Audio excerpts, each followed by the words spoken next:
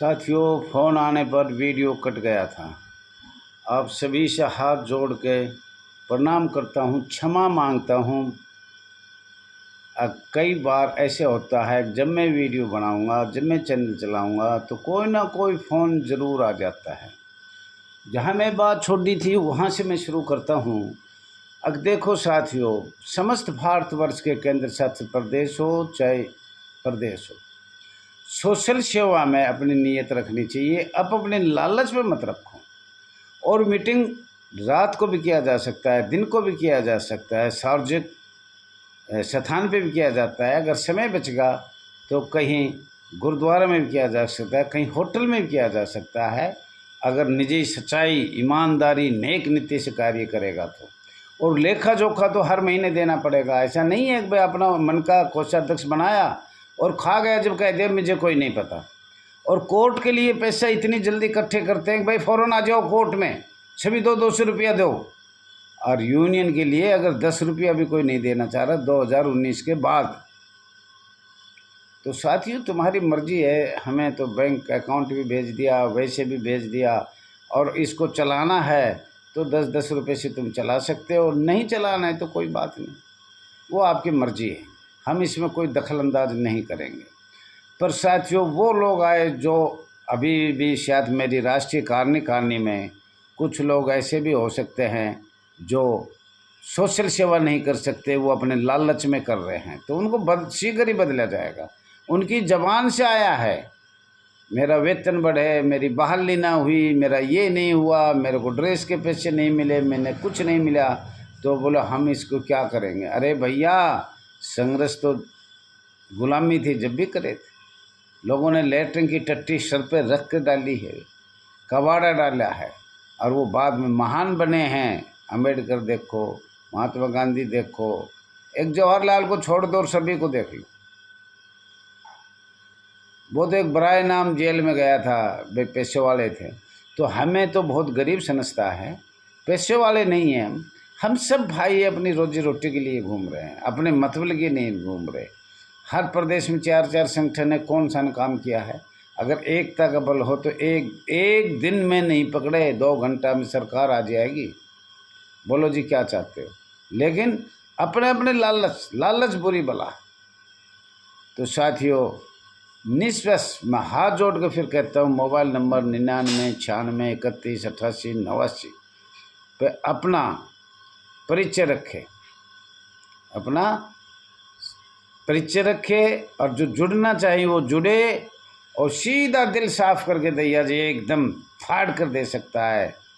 अगर इसकी ये नीति कोई और भी है, मेरे साथ कुछ महिला हैं, कुछ जवान हैं जो दिल फाड़ के देख सकता है। हम पूरे भारत के लिए सोशल सेवा करेंगे, भूखे मरेंगे, पानी नहीं पिएंगे, कुछ भी हो, परिवार भी बहुत तंगी में है, कभी खाना मिलता है कभी नहीं मिलता है, लेकिन हम अपने इस संस्था के स्वयंसेवक शब्द को समाप्त करने के लिए काफ़ी समय से संघर्ष किया है और भी करेंगे। भारत आज़ाद होने में 100 साल लगी थी। 1857 का गदर हुआ, 1947 में हुआ। तो मेरा कहने का मतलब ये है, अब चलो काफ़ी टाइम होगा और इतना ही टाइम देखेंगे। ये ज़रूर कहता हूँ, अगर संघर्ष तो हम करेंगे, लेकिन ये पता लग जाएगा कोई भी राजनीतिक पार्टी केंद्र में बैठी हुई है वो होमगार्ड के बारे में 2 शब्द बोलना नहीं चाहते। कांग्रेस आली, जनता पार्टी आली, बीजेपी आली, और कौन बच गया जो पार्टी थी 1947 से, वो तो केंद्र में सारी बैठ ली। माननीय चंद्रशेखर बैठ लिया, माननीय बहुत से प्रधानमंत्री आपके माननीय देवगौड़ा बैठ लिए, मतलब जितने भी प्रधानमंत्री बैठे, लेकिन किसी ने होमगार्ड का और किसी भी पार्टी का हो किसी ने आवाज़ नहीं उठाई। तो साथियों, अभी बहुत से नाम कटेंगे।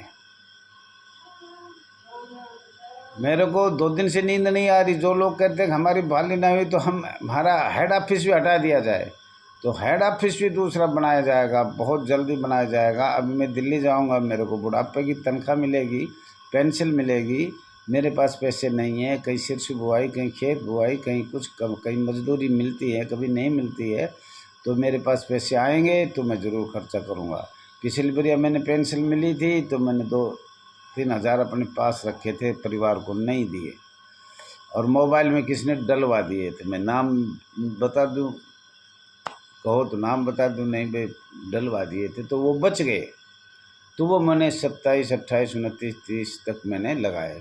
अब मेरे पास जब भी पैसे आएंगे मैं दिल्ली जाऊंगा और राष्ट्रीय लेवल पे ही काम करूंगा।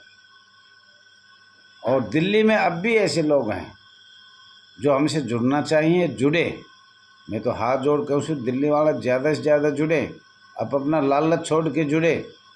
लालच 53-54 साल हो गया, 1-2 साल में लालच अपना आप छूट जाएगा, वो अपना आप घर बैठ जाएंगे।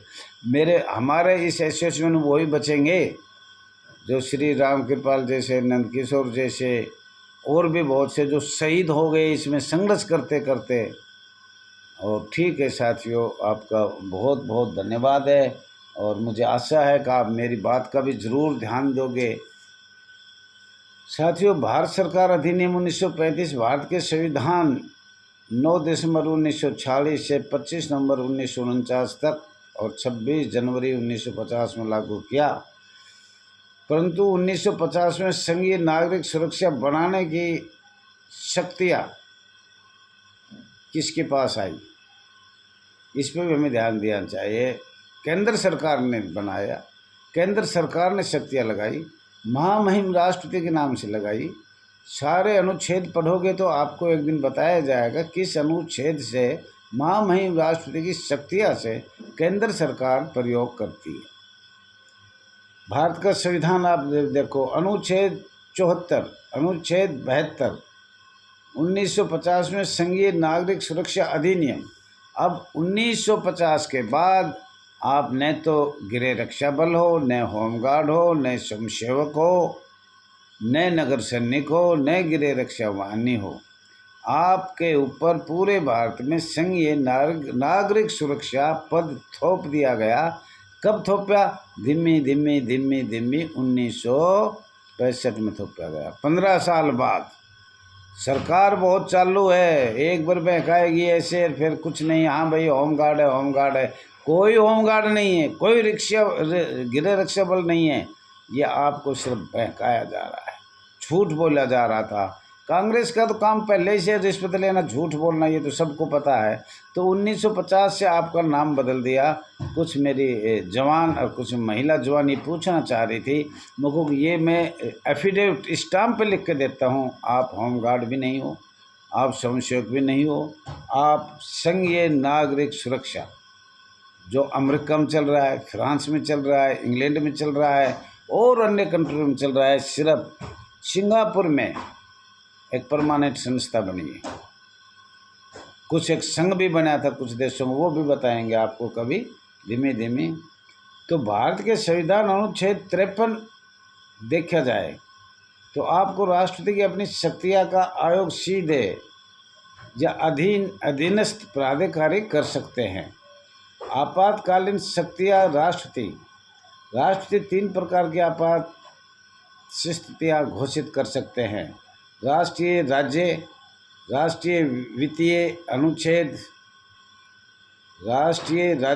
और वित्तीय अनुच्छेद 352, 356 और 360 के तहत, इसके अलावा अनुच्छेद 123 के तहत अध्यादेश जारी कर सकते हैं।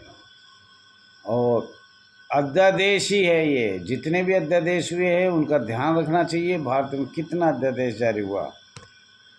और 309 अनुच्छेद दिनांक 7 सितंबर 1949 के मसौदा अनुच्छेद 282, अनुच्छेद 309 भारतीय संविधान 1950 पर बहस हुई थी। संघ या राज्य की सेवा करने वाले व्यक्तियों के लिए भर्ती के नियम और शर्त निर्धारित की गई। 308 से 315 अनुच्छेद देखा जाए। अनुच्छेद 282 भारतीय संविधान का प्रारूप मसौदा 1948 में किया गया। अनुच्छेद 239 एवं 239 ए एवं 239 ए जरूर पढ़ा जाए। ये दिल्ली केंद्र शासित की शक्तियाँ लगाई गई है।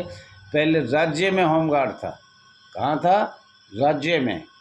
और केंद्र में कैसे बना? ये भी आपको सोचना पड़ेगा कि महाराष्ट्र में था, मध्य प्रदेश में था, या और कहीं ज़िले में भी था, विदर्भ, सौराष्ट्र, इनमें था, चलो अच्छी बात है।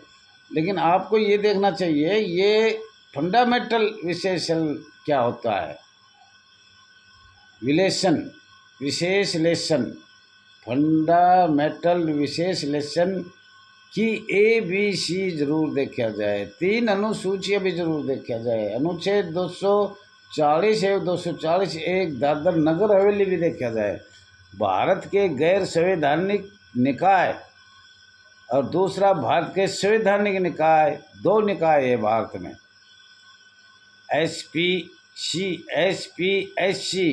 राज्य लोक सेवा आयोग और SPSC से जुड़ी हुई कुछ बातें हैं जो संवैधानिक है, और JPSC संवैधानिक होता है, PCSAB के अंदर UPSC।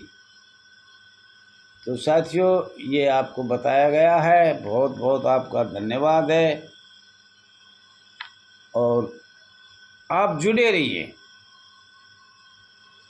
पांडवों ने कहा था सत्यमेव जयते 5 आदमी भी इस all India home guard welfare association होंगे, 11 होंगे, 21 होंगे, तो भी ये एसोसिएशन चलेगी।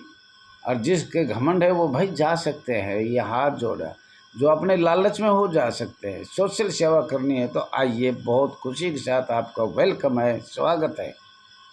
और ज़्यादा नहीं, साल में 1 या 2 बार दिल्ली ज़रूर आइए, और जो दिल्ली आ गया वो मेरे लिए एक भगवान का रूप है, और महिला एक देवी के रूप है, जो आज नौरता भी चल रहा है। और बहुत से हमारे इस देश के अंदर महिला जवान, होमगार्ड जवान, गृहरक्षक जवान कोशिश कर रहे हैं। एक बार दिल्ली में अपना ज़रूर नाम दर्ज करिए, all India home guard welfare association, register number 34,987। बहुत धन्यवाद।